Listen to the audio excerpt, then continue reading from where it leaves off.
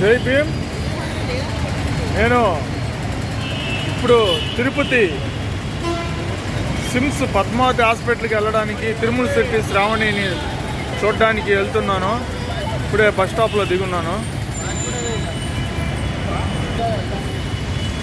Bridge ఇది పక్కన bus stop చూపిస్తున్నాను. తిరుపతి బస్ స్టాప్ దగ్గర దిగి వెళ్తున్నాను హాస్పిటల్కి. జై భీమ్. ఈరోజు తిరుమల శెట్టి శ్రావణిని ఐసీయూలో పెట్టుకున్నారు. ఆపరేషన్కి రెడీగా సిద్ధం చేస్తున్నారు. వాళ్ళు భయపడతా ఉంటే నేను వచ్చే వాళ్ళకి ధైర్యం చెప్పడానికి వచ్చాను. తిరుమల శెట్టి వాళ్ళ నాన్న ఆయన. తిరుమల శెట్టి శ్రావణి బెడ్ మీద పడుకుంది. చూడండి, చూపిస్తాను.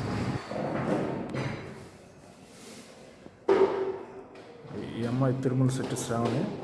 ట్రీట్మెంట్ బాగా జరుగుతుంది. ఇంకొక 3 రోజుల్లో ఈ అమ్మాయికి గుండె ఆపరేషన్ చేయబోతున్నారు. ఇది డాక్టర్లు చెప్పడం జరిగింది.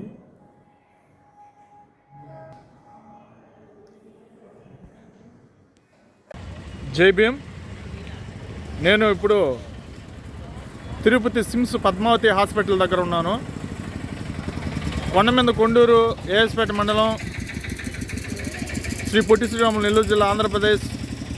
తిరుమల శెట్టి శ్రావణికి గుండె సమస్యలతో ఉండడంతో యానాది మహానాడు ఆల్ ఇండియా నెల్లూరు సభ్యులు తిరుపతి సిమ్స్ హాస్పిటల్లో అడ్మిట్ చేయడం జరిగింది.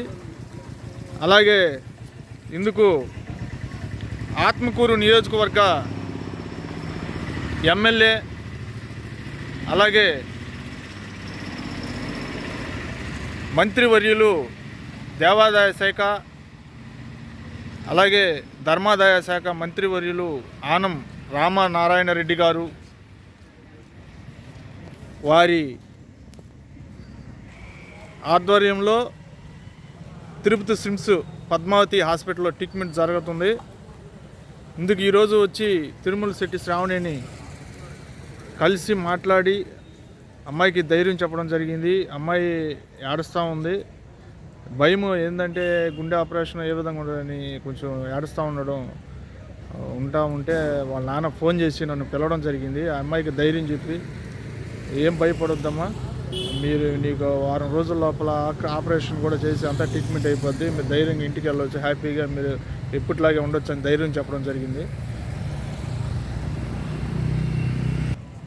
అలాగే ఇక్కడ ఉన్న డాక్టర్లు, నర్సులు అందరూ కూడా శ్రావణిని మంచిగా చూసుకోవడం జరుగుతూ ఉంది.